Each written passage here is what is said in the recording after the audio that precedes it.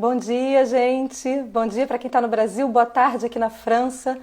Bom dia para todo mundo dessa tribo conteiro, esse canteiro de gente que cresce, esse canteiro de gente que sabe que pode mudar o mundo, esse canteiro de gente bonita, bacana, que inspira a gente.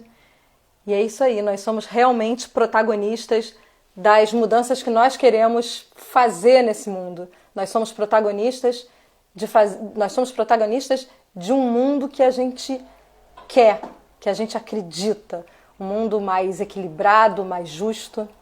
E é isso aí. E somos uma tribo que só cresce. Graças a Deus, né, gente? É muito bom, eu estou muito feliz com o Conteiro e com as histórias que eu tenho escutado.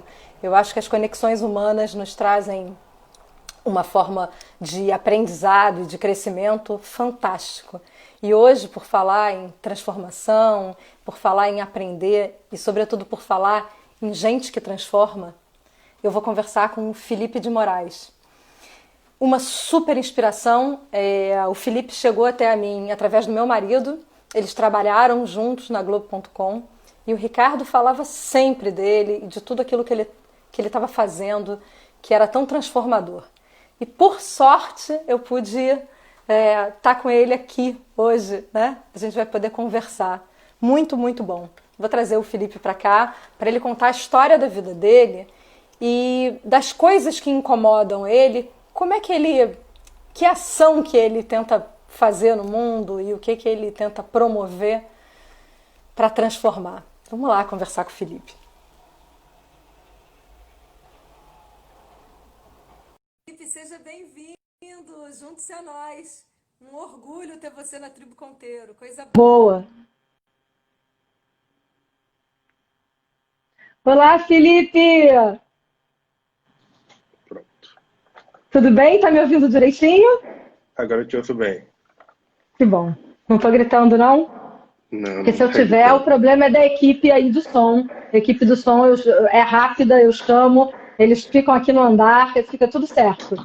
Tá tranquilo. Que bom, cara, que bom que você está aqui, que bom que você vai compartilhar com a gente um pouco da tua história, né, e da riqueza aí da sua trajetória, que é tão bacana, que é tão inspiradora para mim. Muito Obrigado. bom. Então, Felipe, na verdade, a fala e a história é sua, você é o ponteiro de hoje, e eu quero você muito à vontade para você levar o tempo que você quiser na parte que for melhor para você ficar. Onde você quiser parar da história e ficar mais tempo, é o lugar que a gente também vai querer estar e ouvir. Mas eu queria, assim, como sugestão apenas, que a gente fosse um pouquinho lá atrás, que você contasse um pouco da sua história, né, de como tudo começou na tua vida e por quê, como é que começou a tua carreira, como é que começou tudo. Tá bom. Acho que a história começa na Tijuca, que é onde eu nasci, que por sinal também é onde você nasceu. Meus pais moravam no Morro do Borel. Hoje o Morro do Borel é muito conhecido por causa do Nego do Borel, que é um morro que tem no Rio de Janeiro, na Tijuca. E lá foi o bairro que eu nasci. Depois de um tempo eu vim em outro bairro chamado Jacarepaguá. Uhum. E meu pai é eletricista, minha mãe é costureira, e depois que eu sou o primogênito da família, né? Então, depois que eu nasci, a minha mãe se dedicou a cuidar dos filhos mais do que trabalhar para fora. Hum, Vocês e são aí, quantos? nós somos três filhos: Ok. Felipe, Rodrigo e Marlon. Os dois mais novos. Eu tenho 29 hoje, o Rodrigo tem 27 e o Marlon tem 25. Hum, e aí foi passando o tempo, eu já tinha muito interesse em jogar no computador, mas nunca pensei que isso poderia ser uma profissão. Então, por volta do meu ensino médio ali, e aí dando um salto na linha do tempo, eu ganhei um computador, é um negócio que eu já queria muito, eu gostava de jogar, só que esse computador sempre dava problema. E eu tinha comprado para resolver os problemas, era bem longe de casa, na verdade. Então eu sempre procurava na internet maneiras de resolver o problema. E foi aí que eu esbarrei com a programação. Começou muito como montagem e manutenção de computadores, um pouco de redes. e aí depois encontrei na programação. Legal. E você chegou a fazer faculdade. Fiz faculdade. A história da faculdade é um pouquinho engraçada, porque quando eu era mais novo eu conheci uma juíza e por causa da juíza ela me inspirou bastante a ser um juiz federal. E aí sempre que alguém me perguntava, quando eu era mais novo, o que que eu queria ser, eu falava que eu queria ser juiz federal. E aí, no ano de eu estudar para o ensino médio, eu prestei o ensino médio para direito. E como eu sabia que eu não tinha uma base muito boa na escola, eu estudei sempre em escola pública, eu tentei fazer duas outras possibilidades.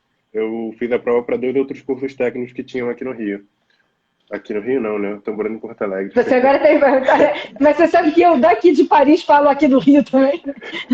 Não É, sai acho que da a gente nunca gente. sai do Rio. Não, eu falo assim, não, porque aqui no Rio todo mundo está saindo. Aí eu falo, eu estou em Paris.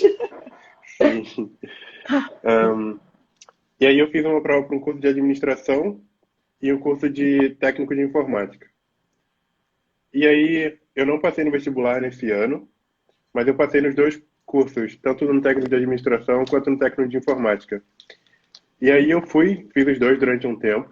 O técnico de informática começou mais cedo, algumas semanas antes, e era pela manhã, e o de administração era de noite, num bairro um pouco mais perto aqui de casa. Eu fiz os dois durante um tempo, e nas primeiras semanas eu tive uma aula que era de direito administrativo. Um pouco do que me fez ver que eu não tinha tanto interesse quanto eu achava que eu tinha por direito, e eu estava amando as aulas no técnico de informática, especialmente as aulas de programação. E esse foi o pontapé inicial. No ano seguinte eu estudei para o vestibular novamente, fiz para a ciência da computação, passei e terminei o curso em 2015. Entrei em 2011 e terminei em 2015. Excelente. E na verdade, assim, a gente é obrigado, não é obrigado, mas a gente tem que decidir o que a gente quer muito novo, né, cara? A gente não sabe exatamente, a gente não sabe nada, nem quem a gente é.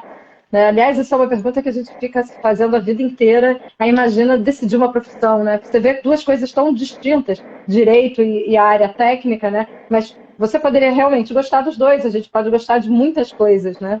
Mas que bom que você teve Uhum. essa experiência e que te levou para a área de tecnologia. Aliás, somos todos muito gratos pelo teu ingresso na área de tecnologia. Obrigado. Acho que depois dessa parte, assim, de eu ter entrado no técnico e ter entrado na faculdade, ganhar dinheiro era um negócio muito importante, porque eu precisava ajudar em casa, né? Meu pai, como eletricista, não ganhava um salário astronômico, então era o suficiente para manter a casa e me ajudar um pouco, mas não muito. E eu não queria ser um peso para meu pai, especialmente naquele momento da vida. Então, uma das primeiras coisas que eu fiz logo que eu entrei na faculdade foi conseguir um estágio. E aí foi que eu conheci o Ricardo. Na Eu tive um estágio Globo.com. na Globo.com. Eu fiquei lá durante um ano e meio e por acho que quase um ano eu fiquei trabalhando ao lado do Ricardo. Eu posso te dizer que ele realmente adorava trabalhar com você e você sempre foi um cara motivo de muito orgulho para o Ricardo. Ele sempre trouxe você muito presente para dentro de casa.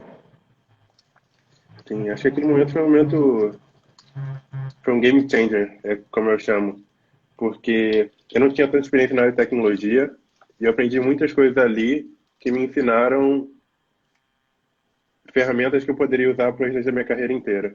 Então, aprendi sobre a linguagem principal de programação que eu uso hoje, que é o Python, que no começo eu não tinha noção do quanto o Python é grande, mas Python é uma linguagem de programação e basicamente o que uma linguagem de programação faz é dizer o que os computadores vão fazer. Então, todas as ferramentas que a gente usa, tanto no telefone quanto no computador, são feitas por linguagem de programação. Algumas são mais especializadas em algumas coisas. É muito comum que Python seja usado para programação para internet, então site, aplicativo. Também tem muita coisa envolvendo inteligência artificial, aprendizado de máquina, que é especialmente quando você fala com um assistente de voz, como a Siri ou o Google Home, que você consegue falar uma coisa, ele entender o que você está falando e te dar uma resposta adequada.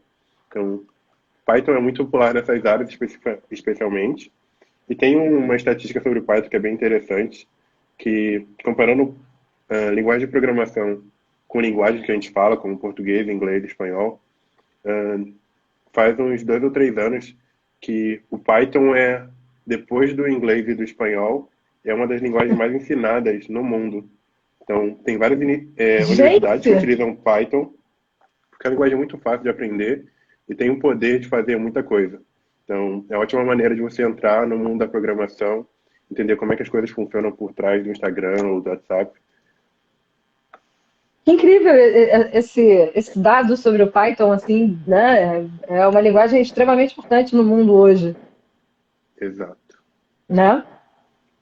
Legal. E aí, falando em Python, que eu já entendi que é uma linguagem poderosa e bastante utilizada no mundo inteiro, é, vamos lá. A Globo a Globo.com, onde você fez o estágio, era uma empresa, é uma empresa extremamente é uma referência, né, para um profissional da sua área. Então você começou super bem, né, com o pé direito. Começou, Sim, né? Já sai com uma chancela de um conhecimento que é muito importante depois para a sua carreira e que eu imagino que tenha sido um trampolim para onde você está hoje. Né? com certeza. Especialmente depois, enquanto eu estava na Globo.com, na verdade, Python tem a linguagem que faz as coisas que a gente quer, que a gente vê na internet ou no computador, mas tem uma parte muito importante do Python, que é uma linguagem feita por pessoas como eu e você, que estão interessadas em programação. Então, não tem uma empresa por trás. É só uma organização, todo mundo é voluntário, e as pessoas tocam o Python no mundo para fazer um montão de coisa. Então, tem toda uma comunidade em volta da linguagem de programação que faz com que as pessoas se atraiam. Então, nesse período que eu estava na Globo.com, eu aprendi muito sobre como é que são as pessoas em volta da linguagem, como é que a comunidade se organiza, como é que os eventos funcionam. Então, foi um momento que eu conectei muito. E uma das iniciativas que tinham, no momento que eu estava na Globo.com, era uma oficina de programação, onde você poderia ter o primeiro contato com programação de fato. E era uma oficina tocada por mulheres e feita para mulheres, para terem o primeiro contato com a programação. Elas usavam uma Mulheres da ferramenta, empresa, essas mulheres eram mulheres da empresa ou de fora? algumas faziam parte da empresa, outras não. Como as coisas eram em volta da linguagem, tinham pessoas que usavam ou gostavam de Python de vários lugares no Rio, e até algumas de fora, tinham pessoas de Niterói, por exemplo, que estavam interessadas em promover a linguagem e também dar a oportunidade das pessoas verem que programação não é um bicho de 7 cabeças, não é uma coisa impossível. As pessoas acham que, por ser algo tão distante, que é algo muito difícil. Então, por volta de 2014, 2013, teve a primeira oficina de programação desse tipo, utilizando Python, que foi lá no Rio. E uma amiga muito próxima de mim fazia parte desse grupo. Então eu acompanhei muito de perto. E eu fiquei muito, muito feliz com aquilo. E depois de um tempo, quando eu saí da Globo.com e eu fui para uma outra empresa, que é a ThoughtWorks, que ficava em Porto Alegre. Então, foi uma mudança, outra mudança relativamente grande na minha vida. Eu mudei do Rio, de onde eu morava com meus pais. Eu fui morar em Porto Alegre. E eu percebi que tinha alguns eventos de outras linguagens Olha falando seu pai sobre... aí, que querido. É meu pai, que lutou pra caramba pra estar onde eu tô. Muito obrigado. E aí tinha um evento de tecnologia focado em mulheres, para que elas pudessem ter o primeiro contato com a programação e ver que não é um bicho de 7 cabeças. A área da tecnologia é uma área muito... que é difícil chegar várias vezes, porque você precisa ter um computador relativamente cedo, para você possa aprender a programar, e depois você tem que encontrar um lugar onde você possa trabalhar com isso. Você Então, acha que é uma área mais elitizada? sem dúvida. Não é todo mundo que tem internet, não é todo mundo que tem computador. Mais pessoas têm telefone, mas não é algo que é tão de fácil acesso assim. O telefone não é barato. especialmente se você tem vários outros percalços ao longo da vida.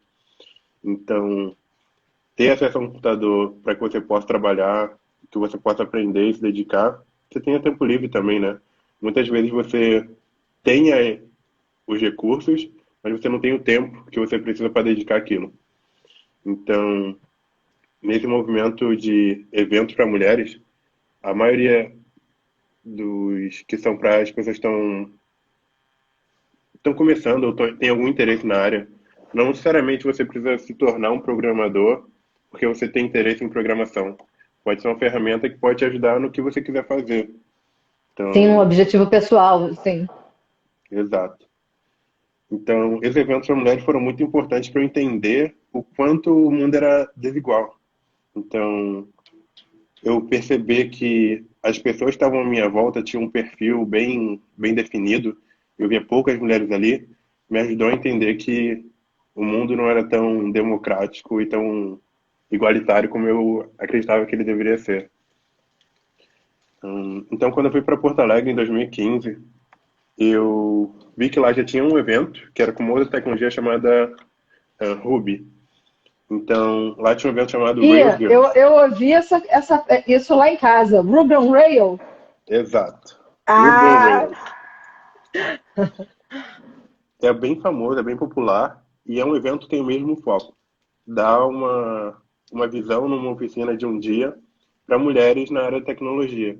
Então, dava a possibilidade das pessoas também verem como é que isso acontecia e como é que funcionava esse mundo da programação. Então, já tinha algo parecido ali. Eu sabia Python, eu sabia Django. Então, eu puxei algumas pessoas dentro da empresa que eu estava trabalhando para a gente organizar esse evento. É muito importante falar que esse tipo de coisa ninguém faz sozinho. Então, cada pessoa que me ajudou tem um papel muito importante naquilo. Então, a gente conseguir fazer aquele primeiro evento foi em 2015, 2016, na verdade. Foi em março de 2016. Os eventos de Angle Growth a gente tentava fazer sempre na Semana da Mulher, que é um momento de muita representatividade. Então, olhar para outras mulheres falando sobre tecnologia e enquanto você está aprendendo é uma maneira muito boa de você perceber que você pode estar naquele lugar. Por sim. exemplo, quando você vê alguém que você admira muito e as pessoas parecem com você, isso dá uma visibilidade que você também pode estar naquele espaço. Então, um dos pontos que a gente tentava sempre deixar muito nítido era a representatividade. Então, como homem nesse espaço, meu papel não era ser a pessoa de frente. Meu papel era dar a plataforma para que as mulheres pudessem brilhar naquele evento e mostrar que elas podem fazer muito mais do que elas às vezes acreditam e liberar essa possibilidade, sabe? Todo esse potencial que tem e não se restringir a algumas restrições que a sociedade impõe para gente. Você acha que o mundo de tecnologia ainda é um mundo onde a mulher é minoria? É, é triste, mas é a realidade. Hum, Qualquer empresa de tecnologia, especialmente quando a gente fala de papéis mais altos na hierarquia, ou papéis técnicos, por exemplo, como hoje eu sou engenheiro de software na empresa que eu trabalho. E a minha Parabéns, viu? experiência, obrigado. A experiência que eu tenho ao longo da minha carreira é que em poucos times eu tive uma mulher no mesmo time, times de 8, 10, 20 pessoas, e sempre que eu tive, essas mulheres estavam num número reduzido. Eu tenho uma experiência um pouco mais recente, no qual o número de mulheres no time era maior, mas muito trabalho já tinha sido feito antes para que a gente chegasse numa situação como essa. Então a gente ainda precisa. É incrível que parece ser tão básico quando a gente fala, né? Mas a gente ainda precisa de políticas inclusivas nas empresas. Né? Isso precisa de um Exatamente. fortalecimento. Não acontece de forma orgânica, porque o natural é ainda ficar sempre naquele mesmo modelo, né? De homens. Exato. A gente está em um mundo muito construído pela maioria, então, e construído muito por quem tem poder. E se a história nos diz que quem tem poder são os homens e homens brancos, isso acaba se refletindo na sociedade que a gente acabou construindo. Então, pessoas negras estão pouco representadas em lugares de poder, assim como mulheres também estão pouco representadas em lugares de poder. E se você começa a unir essas coisas, por exemplo, uma mulher negra, é ainda mais difícil de se ver. Exato. A gente, a gente fazendo um exercício e pensando, vamos cada um aqui de nós, né, que está escutando e que trabalha no mundo corporativo, quem trabalha, tentar olhar para a sua diretoria, quem representa a diretoria da sua empresa, o board da companhia, que está numa posição de poder. E você olha repetidas vezes, a gente vai ver que a grande maioria são homens brancos. Exato. E aí tem uma parte muito importante da tecnologia, que é a possibilidade de você ter um salário muito bom em um período relativamente curto. Então, uma história que eu gosto de contar é que em um dos meus primeiros empregos, eu tinha um salário que o meu pai sonhou a vida toda para ter. Ele já era eletricista há mais de 20 anos. Então, a área de tecnologia é uma área muito promissora e dá a possibilidade de você ter uma ascensão social e financeira muito rápida. Então, eu chamo isso de um hack social. Você consegue algo muito bom em um tempo relativamente curto. Não é todo mundo que em 2 ou 3 anos de estudando ou aprendendo uma profissão consegue chegar a um salário de R$ 3.000, por exemplo. E era algo que naquele momento era muito importante. E com um salário de R$ 3.000, você já ganha mais do que 70% da população brasileira. Caramba, 70% da população brasileira. Olha, É muita gente. é muita gente. E como mudar isso? E como você se viu, de repente, em desconforto com essa constatação na vida? E o que você fez? Uma coisa que a gente percebeu no nosso primeiro evento em Porto Alegre foi que quando a gente não era intencional nas mulheres que a gente queria trazer, a gente acabava trazendo um grupo específico de mulheres também. Então, quando a gente olha para a primeira foto do primeiro Jungle Girls que a gente organizou, foi um evento que tinha majoritariamente mulheres brancas. E a gente, por exemplo, não tinha nenhuma mãe ou mulheres transgêneras. Então, a gente percebeu que, mesmo dentro de um grupo específico que já é subrepresentado na área de tecnologia, a gente precisa ser intencional em dar oportunidade para as pessoas que teriam menos oportunidades. Então, na segunda edição, que foi em 2017, a gente fez um evento ainda maior, mas um evento ainda mais inclusivo. Então, foi o primeiro evento que a gente teve um lugar para que as mães pudessem participar do evento e deixar seus filhos ou filhas com alguém cuidando perto delas de uma maneira que, se a criança chorasse ou se tivesse qualquer outro momento que precisar da intervenção Interferência. da mãe, eles poderiam acessar. Então, isso foi super importante para permitir que as mães pudessem participar do evento e tivesse um evento tranquilo. Foi o primeiro evento também que a gente tinha uma intérprete de Libras, então a gente permitiu que mulheres surdas também pudessem participar, algo que normalmente a gente não vê nas empresas de tecnologia. Foi A gente deu prioridade para mulheres negras, pessoas que vinham de escola pública, e nesse ano foi o ano que eu percebi que, mesmo dentre as mulheres negras tinham um número muito reduzido. E os homens negros, por exemplo, quando eu olhava para os times que eu passei, era um número ainda mais reduzido do que o das mulheres. Então, uma coisa que me veio à cabeça naquele ano foi sobre como é que as pessoas negras estavam sendo representadas na tecnologia. Então, eu já conhecia algumas poucas pessoas e com essas pessoas a gente estava acostumado a organizar esse tipo de evento e foi assim que a gente chegou no AfroPython. A primeira edição do AfroPython foi no mesmo ano de 2017, foi na Semana da Consciência Negra, em novembro, e a gente tinha um objetivo muito parecido, que era fortalecer pessoas na tecnologia, só que de um outro grupo específico, que era o grupo de pessoas negras. E nesse grupo a gente poderia abraçar tanto homens, no qual eu me incluía. Eu vejo muitas poucas referências de homens negros que eu posso olhar e falar que essa pessoa é uma inspiração para mim, assim como mulheres. Então, nesse ano a gente organizou, eu e umas 4 pessoas. A gente começou a organização, óbvio que ao longo do tempo várias outras pessoas se envolveram e permitiram que a gente pudesse fazer esse evento.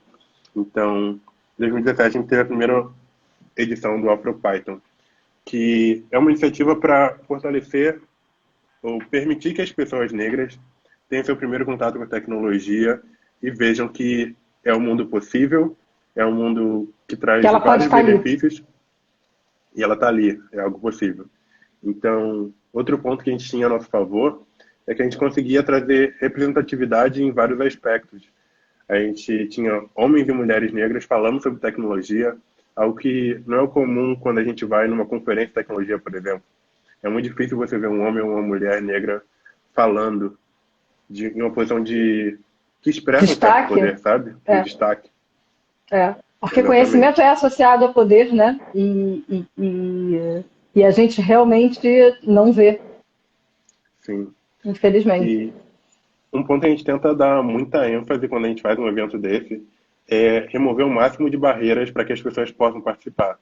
Então, a experiência que a gente tinha de outros eventos, para, por exemplo, ter um espaço onde as mães pudessem deixar seus filhos. Nessa primeira edição do AfroPython, a gente tinha algo um pouco diferente, que a gente tinha um orçamento dedicado a pessoas que iam vir de mais longe, para que a distância entre o local onde aconteceu o evento e onde elas moravam não fosse impedimento para que elas pudessem ter a tecnologia como uma possibilidade na sua vida. Então, a gente tinha um orçamento para trazer as pessoas de longe, espaço para que as pessoas pudessem deixar os seus filhos.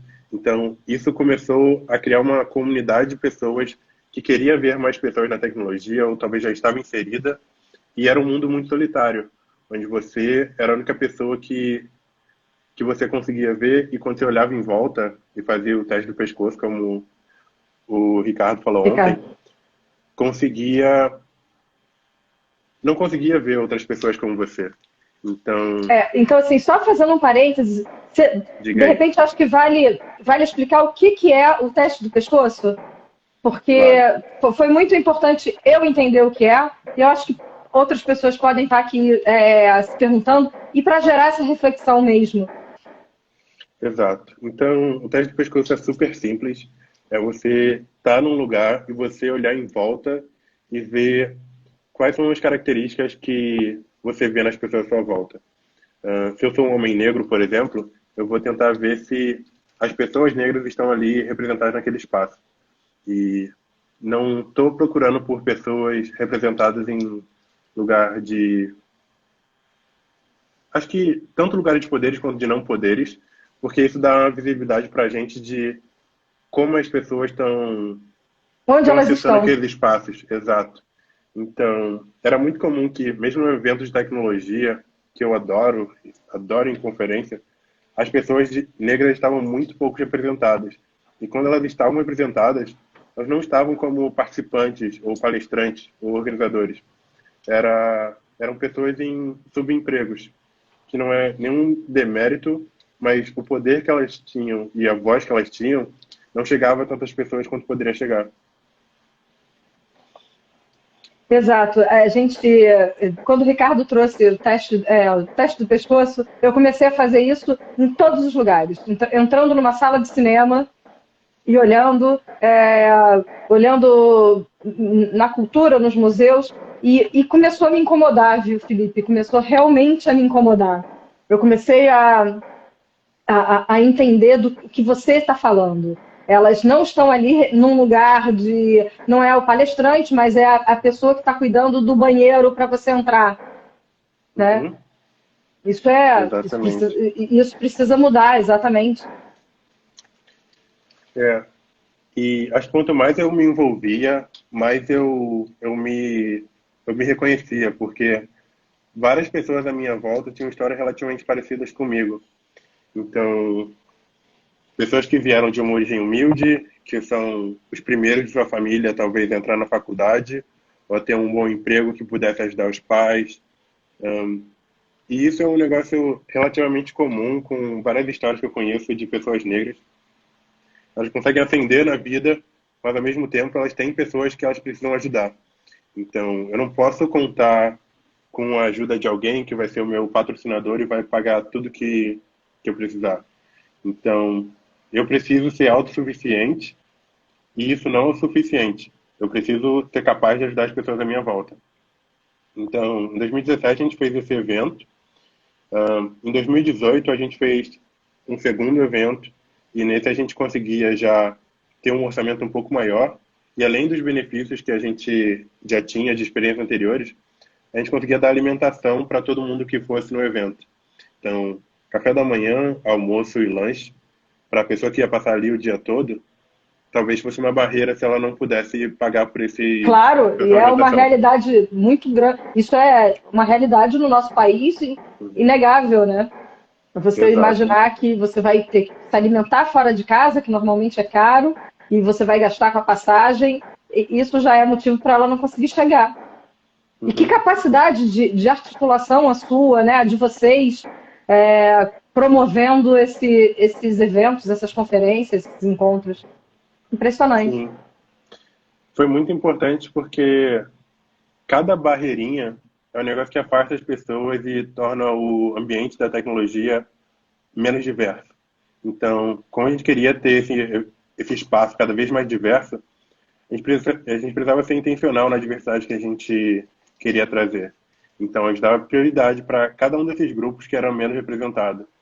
Mesmo dentro de pessoas negras, por exemplo, se você vê uma mãe negra numa empresa, é, um, é uma pessoa que não vai olhar em volta e dificilmente vai ver uma pessoa igual a ela, especialmente em lugares de poder. Então, a gente tinha que ser muito intencional nos eventos. E 2019, que foi o ano passado, eu, junto com essas pessoas, a gente organizou um terceiro evento. Só que esse terceiro evento foi um pouco diferente.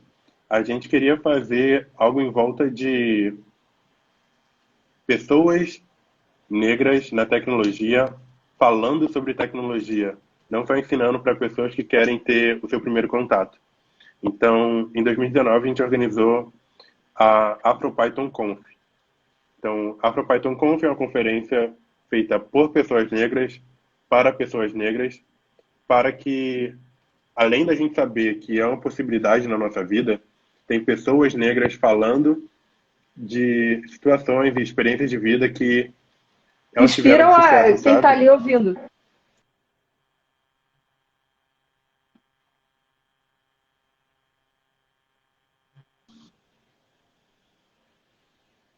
Oi? Oi, tô te ouvindo. Tá, Deu beleza, uma zica, mas voltou. beleza.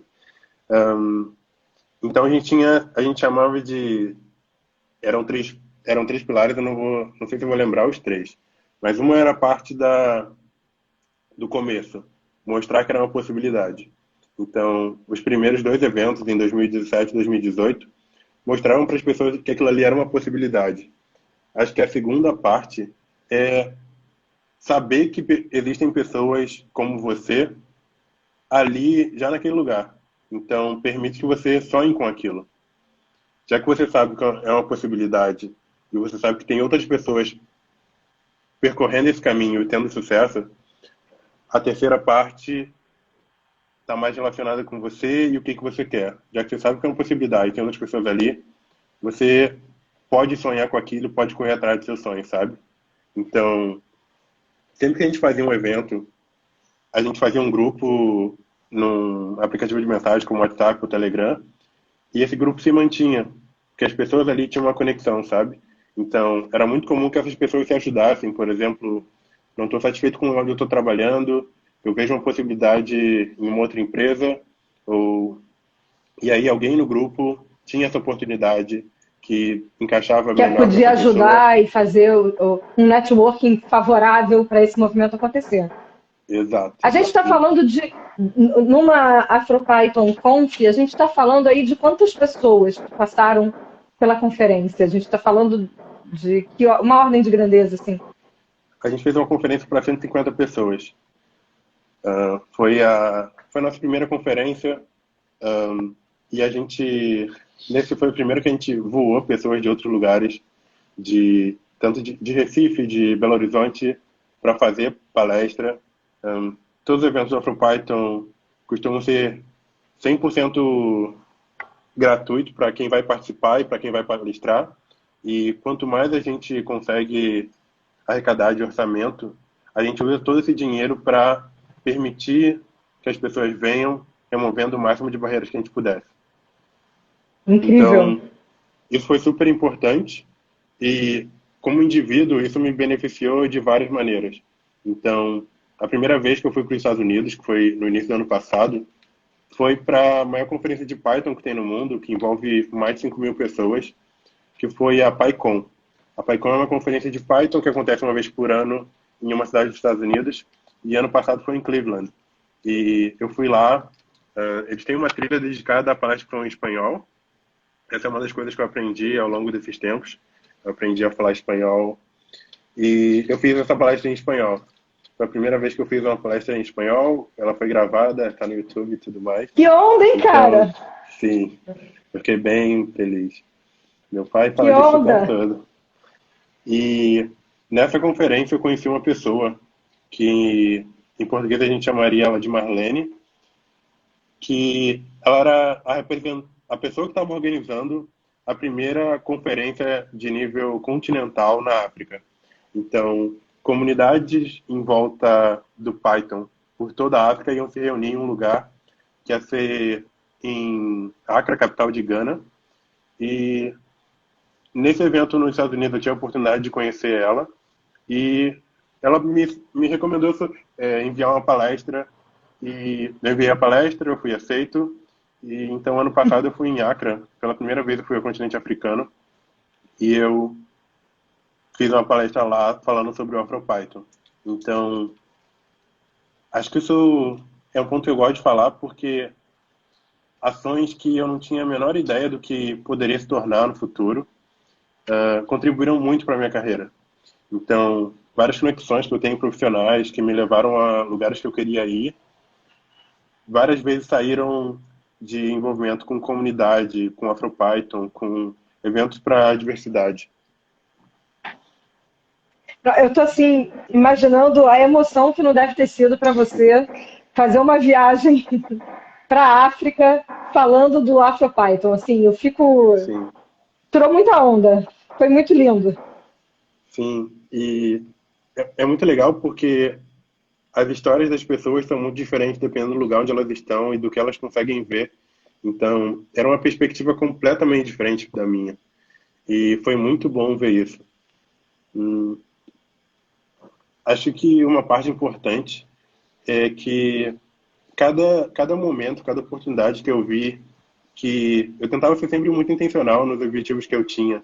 Então, quando a gente volta lá em 2017, na linha do tempo, eu tive a oportunidade de trabalhar com uma pessoa surda no mesmo time que eu estava trabalhando. E uma das coisas para a gente ser inclusivo naquele espaço era a gente falar a mesma língua a todo mundo. Então, todo mundo naquele time aprendeu Libras para que a gente pudesse ter as nossas reuniões, por exemplo, utilizando Libras. Então, além de espanhol e do inglês que eu já tinha aprendido, eu aprendi Libras também. E foi assim que a gente conseguiu conectar, por exemplo, pessoas negras e surdas em eventos de tecnologia como o AfroPython, sabe? Na segunda edição que a gente fez, a gente teve uma palestra do Renan Frazino, que é um desenvolvedor surdo e negro. Então, é uma pessoa muito especial, no sentido que foi uma pessoa muito importante para mim. Eu aprendi um montão de Libras com ele e a sociedade empurra sempre essas pessoas para baixo. Então, é muito difícil. Quanto mais restrição, quanto mais recortes sociais você tem, ou recortes raciais, Mais mais difícil difícil é, fica. Então, sem sombra de você dúvida. ter a possibilidade de colocar essas pessoas no holofote e dar voz para elas, para que elas possam contar a sua história. Essa foi a palestra principal do segundo evento que a gente fez do AfroPython. Foi uma pessoa surda negra fazendo uma palestra. Algo que a maioria das pessoas não vê, talvez nem veja. Mas o tanto de inclusão que a gente conseguia pensar naquele momento e o quanto aquilo nos interessava, o quanto era importante ouvir essas histórias, permitiu que a gente pudesse ver essa oportunidade e a gente colocar um megafone para o Renan, por exemplo, falar essa história.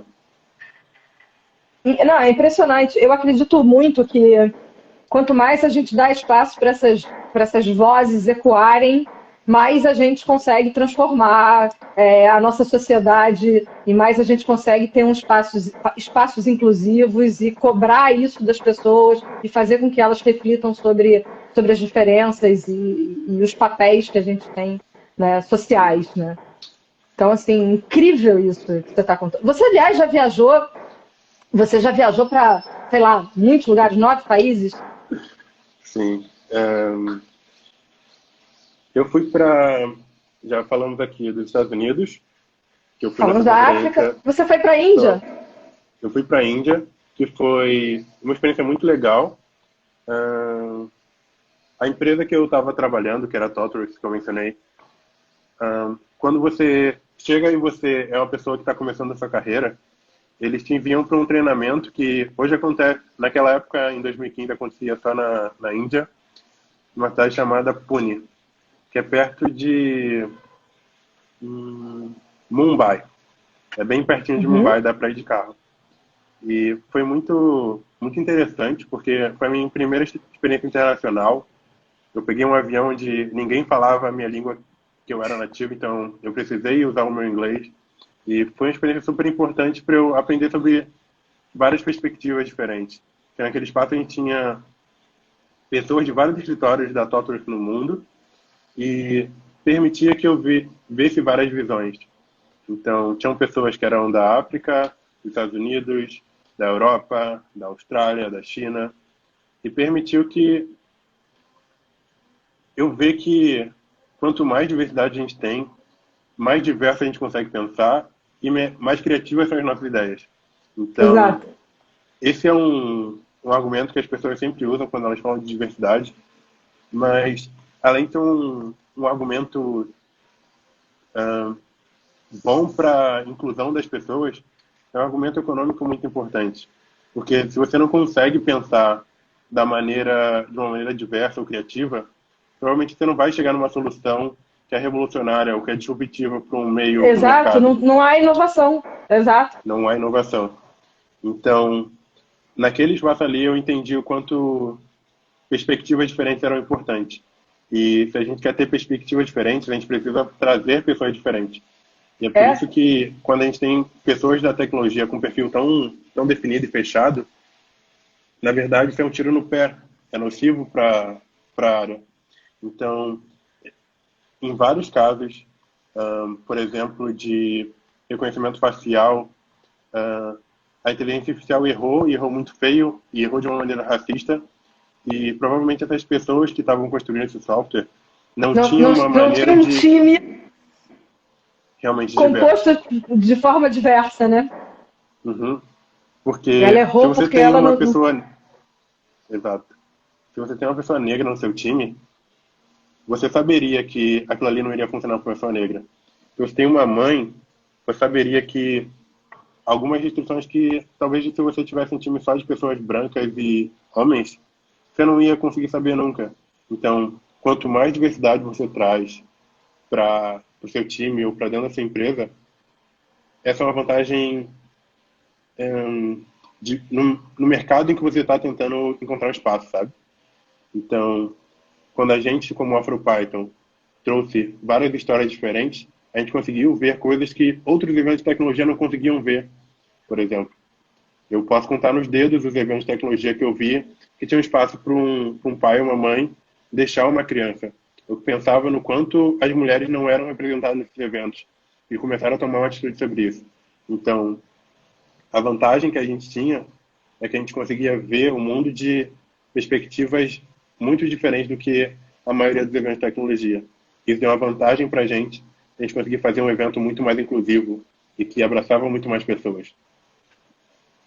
E qual a sua percepção, agora falando em termos de mercado de trabalho mesmo e de gestão de políticas inclusivas, você acha que está havendo um movimento, as empresas estão aprendendo a importância disso, ou é uma... ou não, né? Como é que está acontecendo esse movimento nas empresas de tecnologia?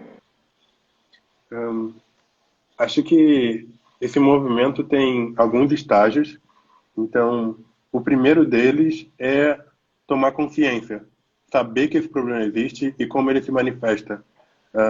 Ele não vai ser a exclusividade do mundo lá de fora, porque qualquer grupo que a gente forma é feito por pessoas da nossa sociedade. Então, de certa maneira, esse grupo que a gente está formando vai ser um reflexo da sociedade onde a gente vive. Então, qualquer empresa que tem interesse em ver esse mundo um pouco diferente, precisa conseguir ver esse mundo diferente e usando as lentes dessas pessoas. Então, esse é um começo. Então, tem várias empresas que estão nesse estágio, onde reconhecem que o racismo, especialmente o racismo estrutural, é algo que afeta de forma sistêmica a população negra, por exemplo, é algo que é muito difícil de ser combatido e não vai ser combatido de uma hora para outra. Então, trazer essas pessoas para próximo da empresa, especialmente contratando, dando um poder, dando uma oportunidade para elas, é super importante. Então, hoje a gente vê várias empresas que conseguem dizer que seu quadro de funcionários tem bastante pessoas negras, tem mais de 50%, por exemplo. Só que, ao mesmo tempo, tem um segundo passo que não é só contratar e dar oportunidade para essas pessoas e manter elas na base da pirâmide. Esse não é o objetivo. O objetivo é tentar ser o mais igualitário possível. Então, se você contrata um montão de pessoas negras e você mantém elas em posições que elas não conseguem evoluir, essa não é a maneira mais efetiva de combater o racismo. Então, é muito importante que você dê o suporte, como você daria a qualquer outra pessoa. Por exemplo, em várias empresas que eu trabalhei, a empresa dava apoio e incentivo para que elas fossem a eventos de tecnologia. E isso era muito bom. Só que esse suporte que as empresas dão precisa chegar nessas pessoas negras também. Porque várias vezes você vê empresas de tecnologia sendo aclamadas por quanto elas são diversas e quanto elas fazem sobre a diversidade, mas várias vezes é o segundo trabalho de alguém dentro da empresa que precisa, além de fazer o seu trabalho normal do dia a dia, fazer essa parte de diversidade e inclusão.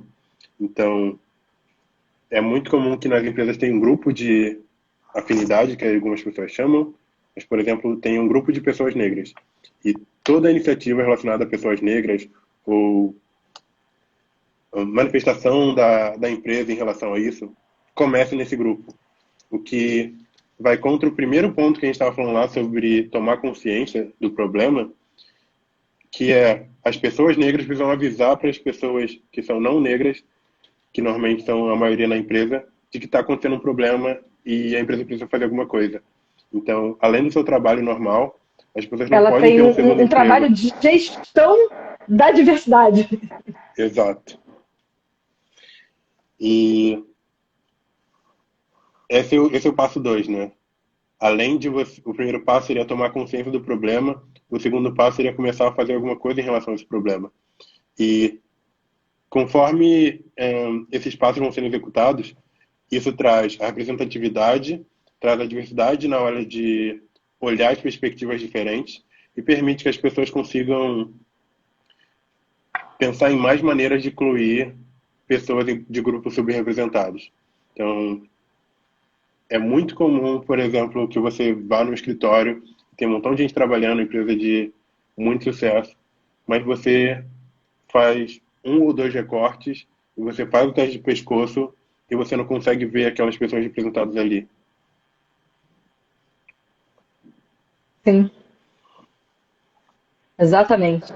Cara, conversar com você é uma aula e é uma reflexão que a gente... Não, é verdade. Não é à toa aí que Ricardo falou isso para mim lá atrás, quando se conheceu e falava.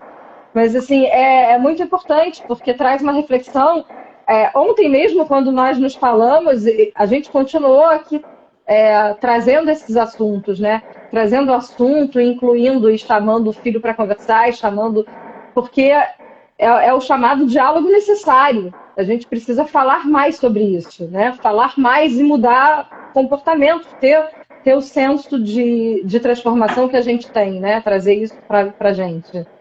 Cara, assim, tô, tô realmente encantada em te ouvir.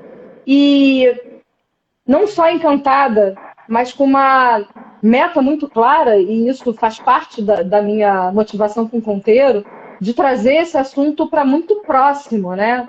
Então, fique à vontade sempre.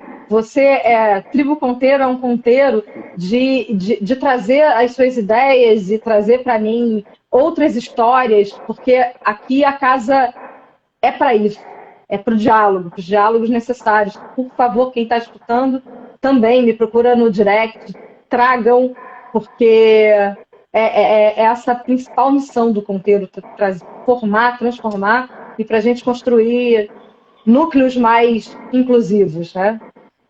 O nosso tempo, infelizmente, está acabando e, cara, a gente tinha mais uma infinidade de coisas aí para falar que eu anotei, mas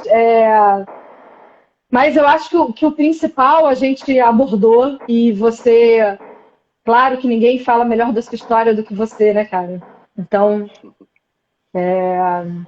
eu queria que você falasse aí também com as pessoas que já te conhecem, que estão aqui mandando mensagens para você. A gente tem esses 3 minutinhos para você falar. Seu pai está aí e com certeza seu pai está super orgulhoso, né? Você é um orgulho. E aí você estava falando que você não tinha não tinha muita gente que você pudesse mirar como exemplo ali para se espelhar, né? Quando você chegava, cadê? Eu quero ver um outro negro que possa me inspirar fazendo isso. Agora é o contrário, né? Você está numa posição que te permite inspirar muita gente. E você tem essa consciência, o que é muito bom. Porque você pode inspirar pelas ações, né, cara? Uhum. Esse é um poder muito, muito difícil de medir, porque é um poder invisível, né? Você está na cabeça das pessoas e as pessoas estão se inspirando em você. Então, cada pessoa que vem falar comigo e fala do quanto ela gosta do meu trabalho, das coisas que ela me vê fazendo, é mágico, né? Então, dá um calorzinho no coração saber que você estava fazendo bem para uma pessoa. E cada Faz pessoa é muito importante. Felipe, tem algumas pessoas, a Salma acabou de falar, mas já passou uma outra também, perguntando se é viável, se você consegue falar em alguma empresa, se alguma empresa te convidar para falar, para levar esse diálogo para dentro de uma outra empresa, se alguém pode te procurar, fazer contato contigo. Claro, claro. A gente pode conversar assim. Tá bom, porque a Andrea já tinha falado ali em cima e a Salma acabou de falar também. Então, assim, é super importante. A Andrea trabalha com recursos humanos e tem isso como desafio de levar isso para a empresa e pensar e formatar. E a Salma acabou de falar também. Então, eu vou deixar, gente. Infelizmente, a gente estamos chegando no final dessa conversa, mas Felipe é tribo Conteiro, ele não vai se livrar de mim, ele vai estar sempre no Conteiro. E eu vou deixar ali sempre marcado o contato dele para que todo mundo possa falar com o Felipe. E eu acho que esse é realmente um diálogo muito importante para a gente. Felipe, eu quero te agradecer enormemente você ter parado aí. Eu sei que está numa hora de trabalho, mas você ter conseguido fazer essa conversa aqui no Conteiro, para mim isso foi extremamente precioso. Te agradeço muito, agradeço todo mundo que está aí com a gente. Essa conversa fica gravada aqui no Instagram, no IGTV, aqui no Instagram, no perfil, e depois também no YouTube. Obrigada, Felipe. Obrigada, pessoal. Felipe, quer deixar um alô? Eu quero. Acho que o assassinato do George Floyd nos Estados Unidos movimentou muita gente em vários lugares no mundo. Só que várias pessoas aqui no Brasil são mortas toda semana. Acho que é muito fácil ver toda semana uma pessoa morta, uma situação de racismo. Só que o que me dói mais não é a possibilidade da polícia me encontrar na rua e, e eu ser abordado de uma maneira muito diferente de uma pessoa branca. Acho que uma coisa que me assusta mais é como a polícia, de uma maneira sistêmica, mata muito mais pessoas negras do que pessoas brancas em suas operações. Age de maneira completamente diferente quando ela está num espaço que tem um poder econômico menor, que é normalmente onde estão as pessoas negras. Então, esse é o racismo estrutural. Ele é o que eu temo mais. Então, uma das coisas que eu aprendi nesse tempo é que você se dizer não racista é você fazer parte do problema e não fazer nada para que ele mude. Então, uma coisa que a Angela Davis, que é uma escritora negra que participava do Panteras Negras, fala e é super importante, é que você não ser fascista ou racista não é o suficiente. É preciso ser antirracista. E se você é antirracista, você está fazendo alguma coisa para diminuir o racismo e tornar o mundo mais um espaço melhor para todo mundo, não só para as pessoas que não são negras. Exato. Não fazer nada e empatizar com as coisas não é suficiente de fato. A gente realmente precisa fazer. E o momento é agora, a gente tem urgência nas ações, a hora é essa, né? É não acordar e ser antirracista. Obrigada, Felipe. Obrigada. Muito obrigado. Super obrigada, gente. Beijo grande para todo mundo e gratidão, Felipe. Tchau, tchau. Obrigada. Tchau, tchau.